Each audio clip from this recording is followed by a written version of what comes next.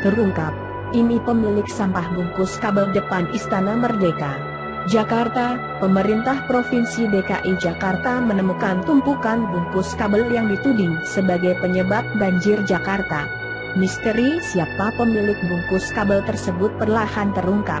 Siapa dia? Kapolda Metro Jaya Inspektur Jenderal Tito Karnavian mengatakan, Direktorat Reserse Kriminal Khusus, Ditreskrimsus, sudah meminta keterangan kepada beberapa pihak, seperti Suku Dinas Tata Air, PLN, dan Telkom. Pihaknya juga memeriksa gulungan bungkus kabel yang menjadi barang bukti ke Laboratorium Forensik, Labfor, Mabes Polri. Untuk kita bandingkan, gulungan bungkus itu mirip dengan gulungan kabel PLN, dan bukan telepon, kata mantan Kapolda Papua ini. Tito menerangkan perbedaan isi kabel PLN dan Telkom. Menurut dia, milik PLN isinya berupa batangan logam tembaga atau timah. Fungsinya untuk mengantarkan listrik.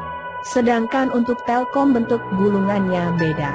Lebih besar, di dalam isinya adalah serabut-serabut kabel kecil yang jumlahnya ratusan. Itu Telkom, kata Jenderal Bintang 2 kelahiran Palembang, Sumatera Selatan ini. Hasil penyelidikan tersebut, kepolisian akhirnya menyimpulkan sementara siapa pemilik bungkus kabel yang ditemukan di gorong-gorong Jalan Merdeka Selatan tersebut.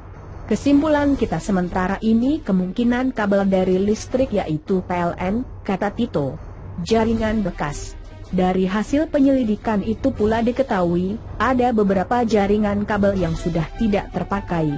Jaringan lama itu lalu tidak digunakan oleh PLN. Jaringan lama ini tidak diangkat, karena biaya pengangkatannya dan lain-lain itu lebih tinggi daripada harga ekonomis dari kabel bekas yang sudah bertahun-tahun itu, sehingga ada kecenderungan didiamkan di sana, beber Tito. Dugaan berkembang kepada pencurian batangan tembaga dan bungkus jaringan itu dibiarkan saja oleh si pelaku. Karena kabel itu masih memiliki nilai ekonomis yang di dalamnya ada tembaga dan timah, jelas Tito.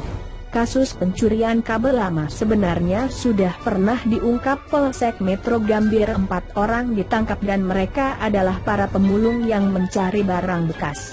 Mereka masuk ke dalam gorong-gorong itu, kemudian mereka mengambil batangan-batangan, dan mereka mengupas kabel-kabel yang lama. Kemudian batangan pigmentasi diambil, ujar dia. Nah, coba bayangkan, dan memang di situ jarang dicek, karena memang di bawah tanah. Bayangkan coba setiap hari dilakukan, dan itu cukup banyak, Tito menambahkan. Bahkan